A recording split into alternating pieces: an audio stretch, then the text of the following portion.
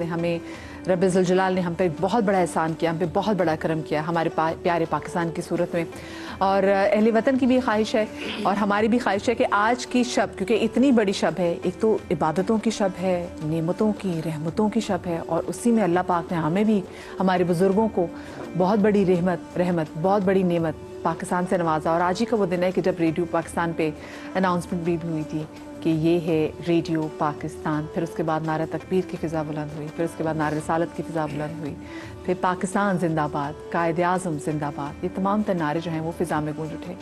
اور بڑی بڑی قربانیوں کے ساتھ ہم نے اپنا یہ پیارا وطن حاصل کیا ہے. تو جو ہمارے بزرگوں نے جو ہم سے ایکسپیکٹ کیا تھا, ہمیں اس کی بھی لاج رکھنی ہے اور ہمیں ہمارے پیارے پاکستان کو وہ ریٹرن بھی کرنا ہے جو ہمارا پیارا پاکستان ہم سے ایکسپیکٹ کرتا ہے. اور اگر دیکھا جائے تو دیکھیں, اللہ پاک کا جو سب سے بڑا تحفہ ہمارے لیے قرآن پاک, وہ بھی اس شب نازل ہوا, اور اللہ پاک نے جو ہمیں بہت بڑا ہمارا گفٹ دیا پاکستان, آزادی, وہ بھی اللہ پاک نے ہمیں 27ویں کی شب ہی نصیب کی. تو یہ صرف ایک محض اتفاق تو نہیں ہو سکتا, تو اللہ پاک کا یقیناً اس میں ہمارے لیے بھی کوئی میسیج ضرور ہوگا کہ ہم نے اس کو کتنے اپنی پاک سرزمین کو سنبھال کے بہت پیار سے رکھنا ہے. میں عائشہ سوال بھی یہی کرنا چاہوں گی. دیکھیں, ایک تو واقعی کہ ایک تو 27ویں کی شب اللہ پاک نے اپنی پیاری کتاب ہمیں دی, پھر اللہ پاک نے ہمیں, کیونکہ ہم جب فلسطین کو دیکھتے ہیں, ہم کشمیر کو دیکھتے ہیں, اور ہم ان ممالک کو دیکھتے ہیں کہ جہاں پر لوگ آزاد فضا میں سانس نہیں لے رہے, پھر اپنا پیارا پاکستان دیکھتے ہیں تو ہمیں ہونا چاہیے کہ بھئی کتنی بڑی نعمت ہے آزادی. یہ محض اتفاق تو نہیں ہو سکتا. کیا کرنا چاہیے ہمیں آج کی رات اپنے پاکستان کے لیے بھی؟ دیکھیں, کوشش کرنی چاہیے کہ جتنی زیادہ تر ہم دیکھیں, دعائیں کب قبول ہوتی ہیں؟ جب آپ اللہ سے کنیکٹ ہوتے ہیں, تعلق آپ کا مضبوط ہوتا ہے. ٹھیک ہے, چاہے آپ اردو میں مانگیں, عربی میں مانگیں تو بہت ہی اچھا ہے. اسی طرح سے جب آپ گھر سے نکل رہے ہیں, کیونکہ ملک کے حالات جس طرح سے ابھی شہر کراچی میں پچھلے دنوں جو واقعہ ہوا, گھر سے نکلتے ہوئے ہر بچہ, ہر ماں باپ یہ کوشش کریں کہ آیت الکرسی کے حصار میں بچوں کو بھیجیں. گھر سے نکلتے ہی نا آیت الکرسی پڑھنی ہے آپ نے, بسم اللہ توکلتو. اب یہ جو توکلتو آپ کہتے ہیں نا, اللہ پر بھروسہ کر کے جب آپ گھر سے نکل رہے ہوتے ہیں تو اللہ آپ کو اپنی حفاظت میں رکھتے ہیں. اسی طرح سے پاکستان کی حفاظت کے لیے آیت الکرسی پڑھیں. آیت الکرسی میں خدا کے وہ بابرکت نام ہے, ابتدا میں ہی آپ دیکھیں اللہ. آپ دیکھیں جب آپ اللہ لا الہ الا یہ کہتے ہیں نا, تو یہ جو اللہ لفظ آپ پہلے ہی کہہ رہے ہیں, اللہ کہہ کر جو پکار رہے ہیں, وہ اللہ تعالیٰ کا نام اتنی عظمت والا ہے کہ 70 مرتبہ وہ آپ کو جواب دے رہا ہے, یا عبدی, اے میرے بندے مانگ. کیا مانگتا ہے؟ اب آپ جب اللہ سے پاکستان کی حفاظت, اور آپ یاد رکھیں کہ نبی صلی اللہ علیہ وسلم بھی اپنے شہر سے اتنی محبت کرتے تھے, مکہ سے, اور آپ مڑے تھے اور مڑ کر کہا تھا کہ اگر اے کعبہ میں تجھے کبھی نہ چھوڑتا اگر یہ لوگ مجھے یہاں سے نہ نکالتے. تو وطن سے تو سبھی کو محبت ہے. یہ اس بات کی علامت ہے کہ آپ اپنے وطن کے لیے کتنے مخلص ہیں. تو کوشش کریں, سب سے زیادہ ضرورت اس امر کی ہے کہ جھگڑے, فساد, اس طرح کی جو چیزیں ہیں نا, دیکھیں ہم آج ہمیں صحیح سے ہمیں نہیں معلوم ہے کہ کون سی شب جو ہے وہ شب قدر ہے. اس کی بنیادی وجہ کیا تھی؟ اس کی بنیادی وجہ 2 لوگوں کا جھگڑا ہی تھی نا, جو نبی صلی اللہ علیہ وسلم نے لوگوں کو نہ بتایا. تو کوشش کرنی چاہیے کہ ہم آج کے اس پرفتن دور میں ایک دوسرے کا خیال رکھیں. سب سے زیادہ آپ سے, آپ کی عبادت کے بارے میں بعد میں سوالات ہوں گے, سب سے پہلے آپ سے حقوق العباد کے بارے میں, اور یہ بڑی سختی ہے اس پہ. تو پاکستان کا خیال رکھنا ہم سب کی ذمہ داری ہے. فردن ہم یہ سوچتے نہیں, اس نے تو اس نے سگنل توڑا, میں کیوں نہ توڑوں, اس نے بھی تو ایسا کیا, میں کیوں نہ کروں, اس نے کچرا پھینکا, میں کیوں نہ پھینکوں. ہم سب مل کر اگر ایسے کریں گے تو ہم پاکستان کا تو خیال نہیں رکھ رہے ہیں. اور نبی صلی اللہ علیہ وسلم نے ایون کے راستے تک کے حقوق بتائے ہیں کہ کہاں کس طرح سے چلنا ہے.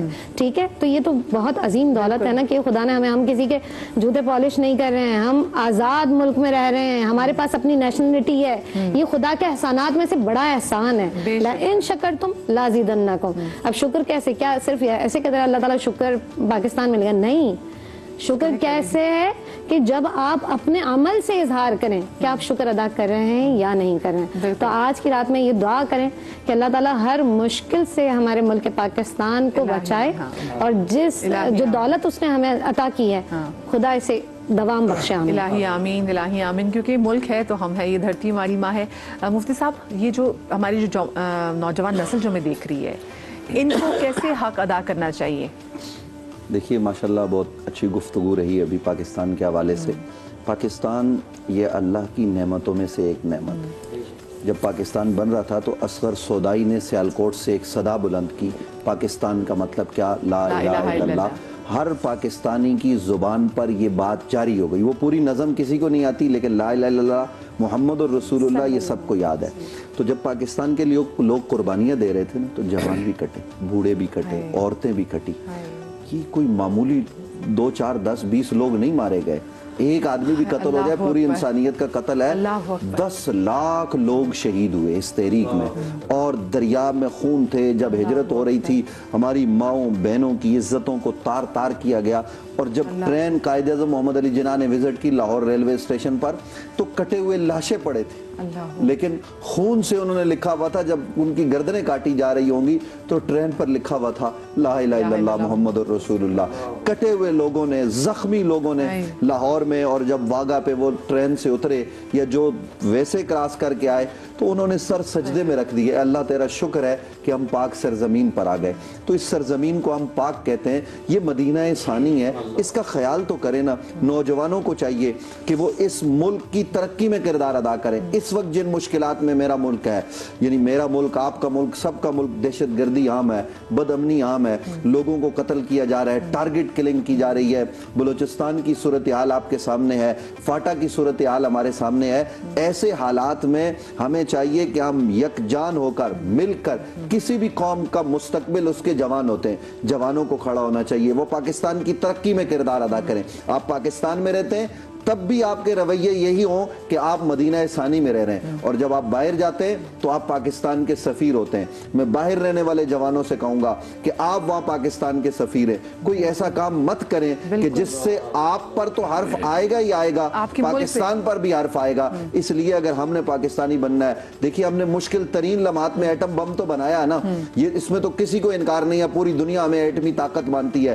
تو جو قوم گھاس کھا کر اور جو قوم غربت میں رہ کر ایٹم بم بنا سکتی ہے، اگر وہ قوم آگے بڑھ کر تہیہ کرے، ہمارے تمام سیاستدان، تمام ہمارے اداروں کے سربراہان، وہ آرمی کے لوگ ہوں، وہ اسٹیبلشمنٹ کے لوگ ہوں، وہ سیاستدان ہوں، میں آرمی چیف سے کہوں گا، میں صدر سے کہوں گا، سب سے کہوں گا، سب ایک جگہ سر جوڑ کر بیٹھیں اور بیٹھ کر پاکستان کے مستقبل کا، جس کا ہم نے تعین کر لیا ہے کہ پاکستان کا مطلب کیا، لا الہ الا اللہ محمد رسول اللہ، قرارداد مقاصد ہمارے سامنے ہے، تو اب آگے بڑھیے اور پاکستان کی ترقی میں کردار ادا کیجیے۔ اگر ہم اخلاص سے کوشش کریں گے تو جیسے ہم نے ایٹم بم بنایا ویسے ہم ملک کو صف اول میں کھڑا کر دیں گے انشاءاللہ۔ میں قربان جو ہمارے ان پاک فوج کے جوانوں پہ جو کہ خود اپنے گھروں سے دور، یہ رمضان المبارک، عید، سب اپنے گھروں سے دور بارڈر پہ کرتے ہیں، تاکہ ہم پاکستانی، ان کی مائیں بہنیں جو ملک میں رہتی ہیں، وہ سکون سے، چین سے اس آب و ہوا میں آزاد سانس لے سکیں۔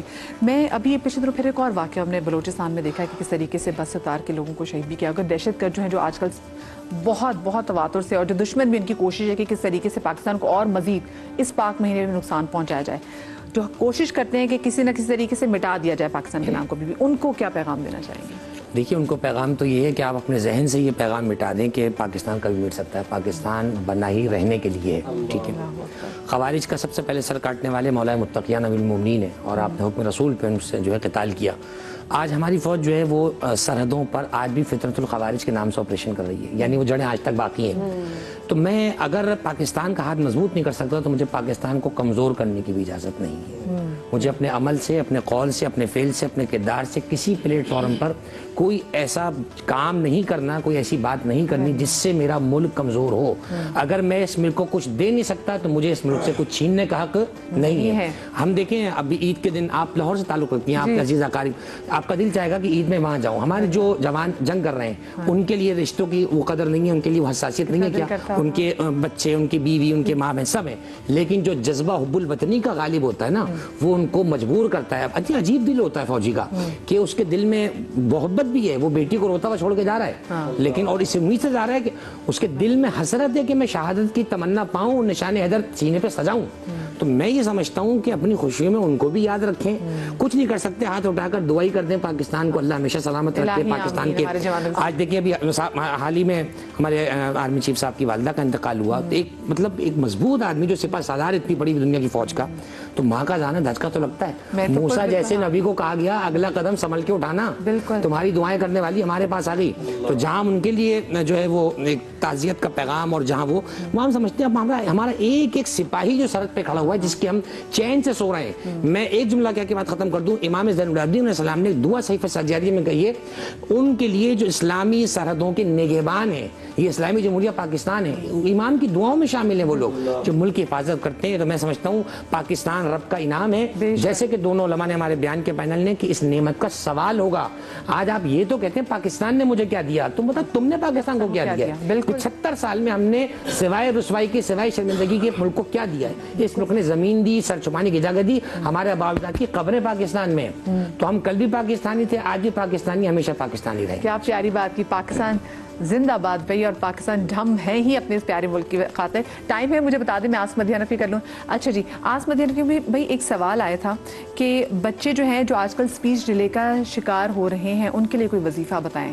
رب اشرح لی صدری ویسر لی امری واحلل عقدۃ من لسانی یفقہوا قولی. بہترین دعا ہے جن کی زبانوں میں لکنت ہے, بولنے میں دیر کرتے ہیں, تو ان کے لیے بہترین وظیفہ ہے. ماں ہے تو والدہ وہ پڑھیں, اور اگر بچے کوشش کر سکتے ہیں تھوڑا تھوڑا بولنے کی تو کوشش کریں کہ ان سے پڑھوا لیں. 3 مرتبہ صبح و شام پڑھتے رہیں, انشاءاللہ اللہ تعالیٰ ضرور برکت دیں. اچھا, کہتے ہیں حضرت موسیٰ کی دعا بھی پڑھنی چاہیے, وہ بھی بچوں کے لیے بڑی علامت ثابت ہوتی ہے. اچھا جی, ہم ذرا کوئکلی اس کو کرنے کی کوشش کریں گے. جی ایک سوال ہے کہ میری امی کہتی ہیں کہ کوئی بات کر رہے ہوں اور اذان آ جائے تو وہ بات سچی ہوتی ہے اور پوری ہو جاتی ہے, کہ ویسے ایسا ہے؟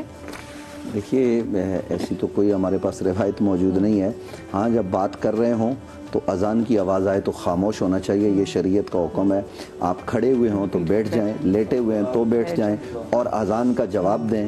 اور جو اذان کا جواب دیتا ہے یقیناً وہ ثواب پاتا ہے. اور اذان سن کر ہمیں جو ہے نا وہ جانا چاہیے مسجد کی طرف, اور گھر کے اندر کھڑکی جب بنائیں تو اس لیے بنائیں تاکہ یہاں سے اذان کی آواز آئے.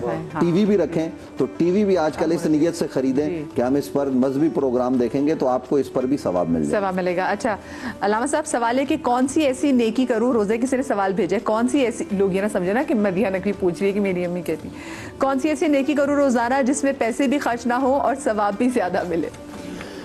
دیکھیے, اس کے حوالے سے ہے خود ماہ رمضان سے پہلے خطبہ شعبانیہ جو نبی اکرم صلی اللہ علیہ وسلم نے آخری خطبہ دیا تھا, اس میں مولا جی نے کھڑے ہو کے پوچھا تھا ایو افضل عمل فی ھذا الشہر, اس مہینے میں سب سے افضل عمل کیا ہے؟ تو ایک جملے میں حضور نے فرمایا تھا کہ الورع عن المحارم, حرام کاموں سے بچنا اس مہینے میں سب سے افضل ہے. کچھ خرچ نہیں ہوگا آپ کا, ہم تو آپ کا پیسہ بچا رہے ہیں کہ حرام سے اپنے آپ کو بچائیں اور کوشش کریں کہ اس مہینے میں. اس میں ایک حدیث بھی میں آپ کو سناتی ہوں. نبی پاک صلی اللہ علیہ وسلم سے جب ایک صحابی نے کہا کہ یا رسول اللہ, دیگر جو لوگ ہیں وہ خیرات بھی کرتے ہیں, زکوٰۃ بھی دیتے ہیں, ہم تو اس قابل نہیں ہیں, ہم کیسے اس طرح کا فائدہ حاصل کر سکتے ہیں یا ثواب مل سکتا ہے؟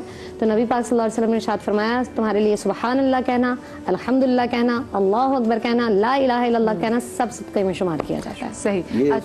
اس میں جو ہے وہ حدیث ہے کہ کلمتان خفیفتان فی المیزان ثقیلتان, خفیفتان فی اللسان ثقیلتان فی المیزان, سبحان اللہ و بحمدی سبحان اللہ العظیم. یہ 2 کلمے یہ بڑے برکت والے ہیں, تو ان کو بھی پیش نظر رکھیں. صحیح. اچھا, ایک اور سوال میں چاہوں گی کہ یہ آپ تینوں سے اس پہ جواب لے لیتی ہوں کہ کیا مغرب کے بعد غیر شادی شدہ لڑکیوں کو قبرستان نہیں جانا چاہیے؟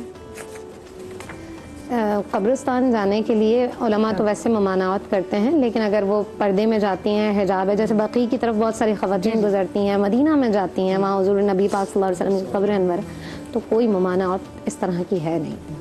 دیکھیے, مغرب کے بعد بازار تو جاتی ہیں نا عورتیں, ان کو کوئی منع نہیں کرتا. حالانکہ بازار حضرت نے ابھی بتایا کہ بری جگہ حدیث سے, تو ضرورت کے لیے جاتی ہیں. تو اسی طریقے سے اپنے عزیز رشتہ دار ان کی قبر پر باپردہ جیسے بتایا ہے عورت جا سکتی ہے, لیکن قبر سے تھوڑے فاصلے پر کھڑے ہو کر فاتحہ کرے. مزار پہ بھی جانا ہے تو مرد و زن کا اختلاط نہ ہو. پھر اس سے کیا ہوتا ہے, لوگ کہتے ہیں جی یہ سارا حرام کام ہو رہا ہے, یہ تو سجدے کر رہے ہیں. حالانکہ سجدہ کوئی نہیں کرتا, سجدہ اللہ ہی کو کیا جاتا ہے. کوئی جاہل بدترین آدمی ہوگا جو قبر کو سجدہ کرے گا, سجدہ نہیں ہوتا. جھکے بھی نہ, کیونکہ لوگ آج کل ویڈیو بناتے ہیں, کہتے ہیں دیکھیں یہ جھک رہی ہیں. پھر عورتوں کا ایک تقدس ہے, تو وہ اس کو پیش نظر رکھیں. اسے جی بالکل ایسے ہی ہے. زیارات کے حوالے سے بہتر یہ ہوتا ہے کہ دن کے اوقات میں چلے جائیں. صبح کا وقت زیارت کے لیے مسنون ہے. بعد مغرب کچھ اور مسائل کی وجہ سے خواتین کو منع کیا جاتا ہے, کچھ دیگر معاملات ان کے ساتھ ہو سکتے ہیں اس طرح کے, اندھیرا اور پھر کچھ عملیات وغیرہ کے معاملات بھی اس طرح کے, کیونکہ خاتون مرد کی نسبت سے بہرحال اس حوالے سے کمزور رہتی ہے. تو کوشش کریں جائیں, بلکہ حکم ہے کہ زوروا موتاکم, اپنے مرنے والوں کی زیارت کیا کرو. ایک روایت میں کفاکم بالموعظۃ الموت, نصیحت کے لیے موت کافی ہے, تو جانا چاہیے, اس سے دل نرم ہوتا ہے. صحیح. اچھا جی, ایک اور سوال پوچھ لیتی ہوں کہ دل میں بہت وہم اور وسوسے آتے ہیں, کیسے پتہ لگے گا کہ شیطانی خیال ہے, یہ اپنی ہی نفس ہے جو بہکا رہی ہے, یہ کیسے پتہ چلے گا؟ وساوس سے بچنے کی کوشش کریں, اس الجھن میں نہ پڑیں کہ کہاں سے آ رہا ہے, کیا آ رہا ہے. سورہ فلق اور سورہ ناس پڑھیں گی تو وساوس سے محفوظ رہ سکتے ہیں. جی بالکل ٹھیک ہے. سورہ فلق سورہ ناس کو پیش نظر رکھیں اور وسوسے کا تصور آپ ذہن سے نکالیں, اور جب آپ کا تصور اللہ کی طرف ہوگا, اس وقت جب آپ کو وسوسہ آئے تو بہترین وظیفہ بتاتا ہوں, درود شریف پڑھا کریں. درود شریف کی برکت سے سارے وسوسے دور ہو جائیں. صحیح. اچھا وہ بھی دیکھیں, وہ کہہ رہے ہیں یہ وہم شیطان ہے, یہ میرا اپنا نفس مجھے بتا رہے ہیں. خیر میں اس بھائی کو کہوں گا یہ خود بہت شیطان دماغ ہے جس نے سوال کیا ہے. یعنی شیطان پہ ملبہ ڈال دیا جائے. پہلا جو انڈیکیشن ہوتی ہے نا, پہلا جو انٹینشن ہوتی ہے وہ شیطان کی طرف سے ہوتا ہے. دوسرے مولوی نے فرمایا کہ وہ تیتے رس ہے. پہلا اشارہ اس کی طرف سے, دوسرے پہ وارننگ ہے, تیسرے پہ ہلاکت ہے. تو پہلا اگر اس نے کر دیا تو اب دوسرے پہ آپ ٹک ٹکی کیوں باندھ رہے ہیں دوبارہ, دوسرے پہ آپ اپنے ہاتھ کو روک لیں. تو یہ دوسرا جو ہے نا, یہ اندر سے اپنے شیطان ہے, جس کو ہم شیطان پہ ڈال دیتے ہیں. بالکل صحیح ہے.